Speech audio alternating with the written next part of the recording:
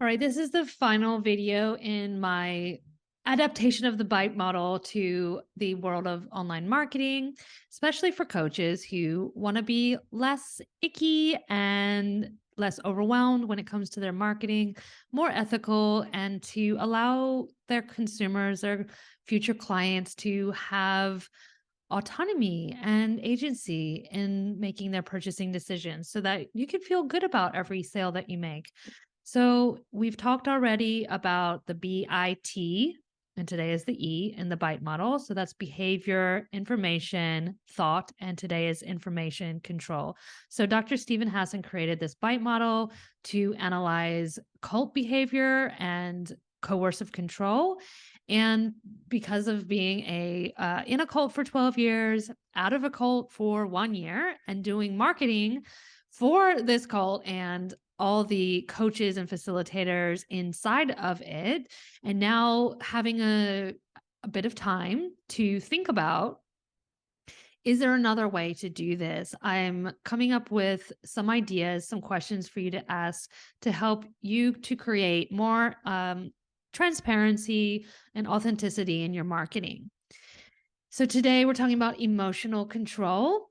So inside unethical marketing, here are some ways that marketers use emotions to control their audience and their purchasing behavior. So exploiting emotions. Marketers might use emotional triggers such as fear, guilt, or desire to manipulate consumers into making impulsive decisions or taking specific actions. Boy, oh boy, you'll see this everywhere. And I think it's one of the main things that's being taught is to get people's emotions involved in your everything, in your marketing. So it's like using emotional triggers. So fear indoctrination is a tactic used by cults and coercive groups, but it's also used by marketers to trigger the emotions that make people afraid of what will happen if they don't choose to buy. Also guilt, feeling like that fear of missing out is like, you're going to guilt someone into buying because they're afraid of what's going to happen if they don't, or they're going to miss out on something, or their change isn't going to happen in their life if they miss it. It's like all that pressure really manipulates customers into making impulsive purchases. So rather than using all of those tactics to trigger emotions, let's have a look at what else we could be doing. Creating dependency. So marketers can foster a sense of dependency on their brand by continuously providing new content, exclusive offers, personalized experiences, making customers reliant on their products or services. I touched on this in one of the earlier videos. You don't want to create dependency in your coaching clients. You want to allow them to see that they could get to a certain point and then move on, that they're not going to have to be reliant on you for whatever it is that they're coming to you for. Let's say you're a health coach or a fertility coach. It's like, how can you be empowering of your clients so that they know this isn't a relationship they have to continue forever, that they're going to be able, and at some point, they're going to move past working with you. That should be your goal. Generating a sense of identity. So marketers can associate their brand with particular lifestyles, values, or aspirations, appealing to consumers' desires for self-expression and belonging. This is very emotionally triggering. And again, because of the human desire to belong, which is so strong in all of us, marketers can really play upon that and capitalize on that, taking advantage of that desire and using that to make more sales is not particularly on the ethical side of the marketing spectrum. So what do we do instead of using emotion control and emotional triggers as a marketer? So we can start respecting boundaries. So avoiding intrusive marketing practices that invade customers' privacy and manipulate their emotions without their consent. Giving consumers control over their interactions with the brand, allowing them to choose the frequency and type of communication that they prefer. So giving someone the option to opt out of a promotion is one example of how they can choose the type and frequency of communication that they prefer from you. Also, I've seen some brands offer like, a digest of everything that's happened that month in one email a month, or one a week versus daily, or allow them to choose more frequent. Maybe they want smaller bites of you, of your content. So allowing your consumer to have that choice and avoiding those intrusive marketing practices that invade their privacy. Respect, unsubscribe requests promptly, and honor consumers' requests to opt out of targeted advertising. And a bigger conversation around social responsibility. So consider the broader societal impact of marketing activities and aim to contribute positively to the communities and environment, avoiding tactics that exploit vulnerable individuals or perpetuate harmful stereotypes. That's a big one. Actively engage in corporate social responsibility initiatives and demonstrate a commitment to ethical business practices. Again, demonstrating and modeling, not just talking about it. By adopting these ethical practices, marketers can start to build trust with their consumers, create long-lasting relationships, and contribute to a more responsible and sustainable marketing industry. So in the BITE model, Steve Hassan talks about, on one side, the ends justify the means, which I saw in the cult I was in. No matter what they did, they would justify it because they were creating this supposed mission of consciousness on the planet. So didn't matter if they were guilting someone into buying the next class or manipulating them into this MLM structure pyramid thing where they were just handing over all their money and they didn't have their families, are suffering. They're going bankrupt, which just was happening all over and over. This is literally how these schemes work.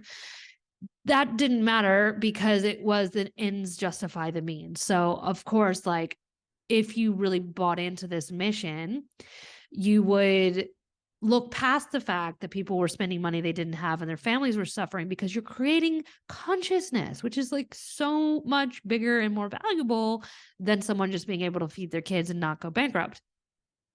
I hope you get the irony or sarcasm there, because it's not true. It wasn't true in the cult that they were actually using that money to create consciousness. They're just using that money to have more money, power, control, and luxury, and live a certain lifestyle and get the sex that they want.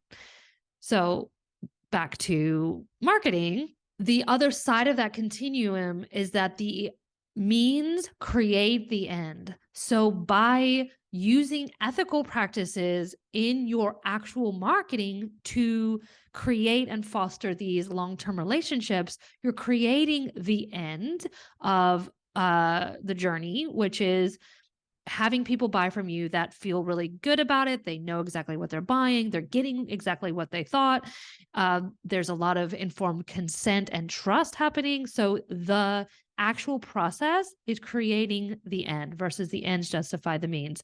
I love looking at that with all of the marketing and all of these principles, but I wanted to bring it up in this sense under the emotional control, because it's like, rather than triggering negative emotions in your customers that are going to make them feel pressure to buy, if you use the idea of social responsibility and that you're actually contributing to fostering a different environment and a commitment to ethical business practices, that process is going to create a different result here in our actual community on the planet. Unlike the cult, it will actually happen. Okay. All right. So questions to promote emotional freedom. Here are some questions that you can ask, and there's a free resource here for you as well that have all of these questions outlined so you can reflect on them in your own time. Am I trying to narrow or widen the range of feelings in my client's audience and buyers? So are you trying to narrow or widen? Now, we want to allow more wide range of feelings and emotions, not just get them into avoidance of pain, avoidance of fear and moving them towards positive emotion. It's like, how about you look at how you could widen the range of emotions and feelings or allow them to have whatever emotion they're having?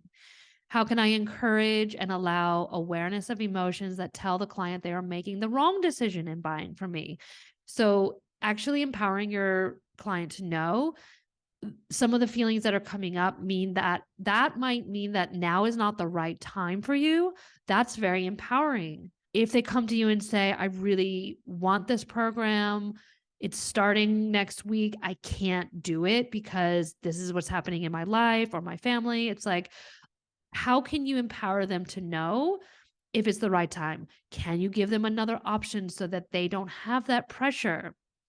How can you actually create a safe environment for this purchase so that they know this is the right time for them, this is the right product for them, this is the right service for them, and they're going to be a good client that you can actually help. It's going to be good for you and your business. Am I using emotion stopping or avoidance techniques? Ooh, so in the cult I was in, a lot of, well, majority of what we did was a spiritual bypass. It was actually a way to dissociate or avoid feeling emotions. And they actually talked about, in this cult I was in, having no thoughts, feelings, or emotions. Red flag, anyone? Okay, so have a look if you're using in your marketing or in your coaching any emotion stopping or avoidance techniques. Not healthy in the long term to not feel and not have emotions. They don't go away. As a 12-year cult survivor, I will tell you, they're still there waiting for you when you get out.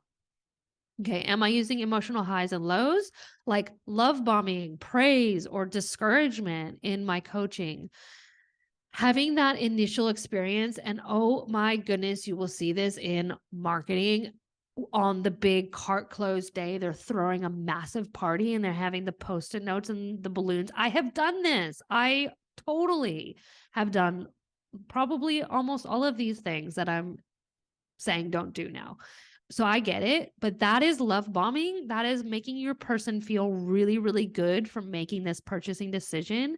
That is designed to make them avoid feeling, buyer's remorse.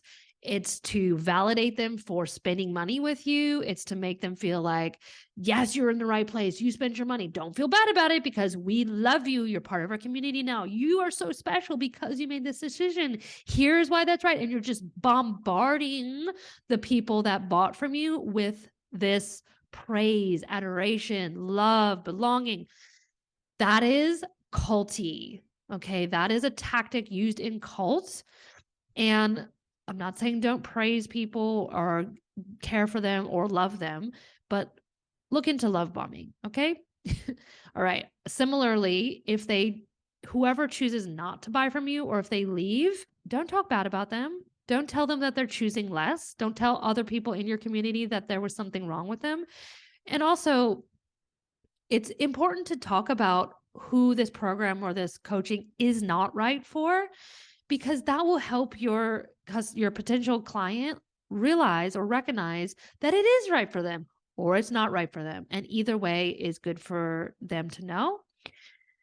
Does your customer feel pressured to purchase, or are there any penalties or guilting if they choose not to purchase?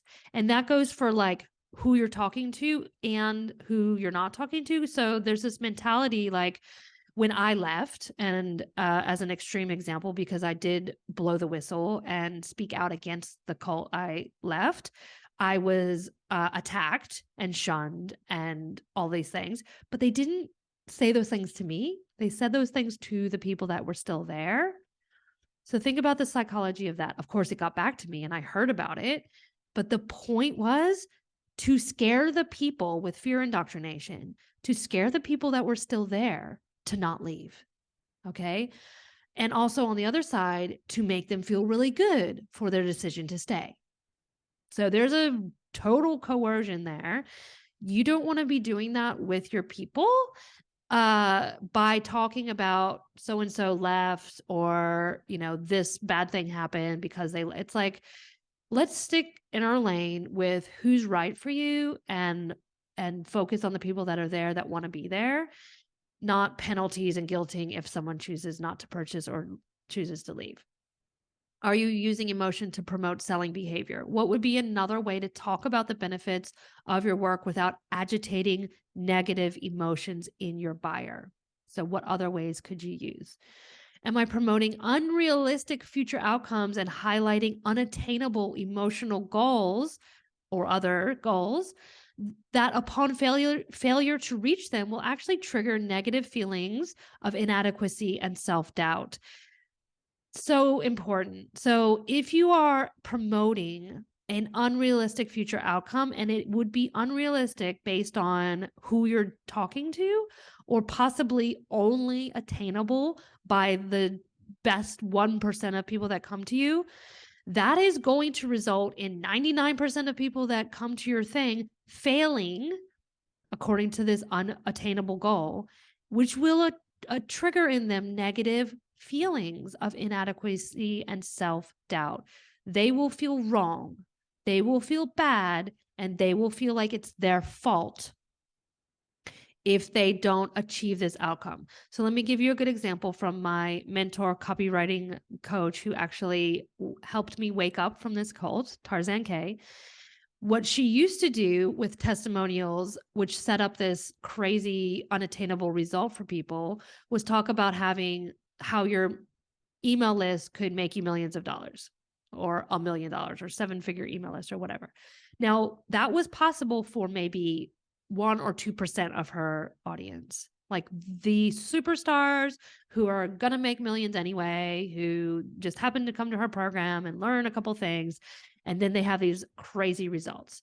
So she used to talk about them, promote like her programs with their testimonials, and use those case studies as this pinnacle. But what she realized was that was setting up an expectation for everyone who came to these programs to think that was possible for them. And it's not. It is not possible for everyone to make 7 figures off of their email list. And so what she changed it to was more achievable results for everyone. So she changed it to something like write emails that people will love to read, or that will, people will want to open and look forward to receiving. It's a different outcome that is achievable for most people, and that she can promise and feel good about promising. Now, it's not as sexy as saying make 7 figures off of your email list, but it is going to result in the majority of people that purchase and come to her programs for copywriting for emails to feel really good, because they will be able to write emails that people will want to read and look forward to reading. So they'll feel good about themselves at the end. They'll feel like they've attained that goal, and it will help them make more money, because if people are reading your emails, then, that's going to help you to sell more in the future. So have a look at, like, are you promoting unrealistic future outcomes or highlighting unattainable emotional goals in your marketing? Are you using testimonials and case studies that show realistic outcomes, like the example I gave, that anyone could achieve? Or are you painting a narrow picture that depicts only the highest, most desirable results? Are participants of my programs required to share or confess to flaws and failures? This is a cult tactic, which is forced sharing or confession, which obviously results in a lot of icky, weird stuff where that's turned around and used against them. So make sure participants are not required to share or confess or admit to, or whatever you want to call it, anywhere that they failed or flawed. There could be a positive side in that, that's allowing people to talk about, things that aren't going well for them. I see that happen in a lot of groups, and I think it can be helpful, because it can show, hey, like, I had a bad day and someone else is having a bad day, and they feel like, okay, it's okay to share bad stuff, and we don't all have to be shining, perfect, happy people all the time. Okay, good. But requiring people to share at all can be set up a potential problem for a vulnerability in people where they're not feeling safe. If something doesn't work for your client, are you owning your responsibility, if any, in that? So one of the things in this cult I was in, never did they admit or take any responsibility for something not working in the participants of the classes or sessions. Never, ever, not once. It's like it was always, and you just look at the paradigm. It's like, um, so the way this works is you have something that's not going well, you come to the microphone and you ask a question about that thing that's going wrong in your world, and they facilitate you. They ask questions, they do clearings on you. Now, if you came up and said, "Hey, I took this class about getting out of debt last year and it didn't work. Like, I did everything that you said. I'm still in debt. You know, I did everything. I worked my butt off and I'm still in debt." Do you think that they would actually go back and look at the program and see what the flaws were? No, never, ever, ever, ever, ever, ever. It's like they would facilitate you on not being able to receive the change, on where you love to stay in debt. On it was always your fault. It's always the fault of the person, never the flaw or fault or responsibility of the system, cult leader, program, class, whatever. So, given that, and I know we're talking about marketing, not cults, but you do see this, like, are you looking at where someone didn't get the results that you promised or that they had hoped for? And I'm not saying make yourself responsible for people's choices or it's your fault or anything, but are you looking at that? Is there something else that needs to be done or could have been done? Was it not the right program for them? Like, what happened there? So, just being a question about that for yourself and not about blame, but just to look at, like, okay, am I owning any responsibility? Like, what could I have done different? Is there anything?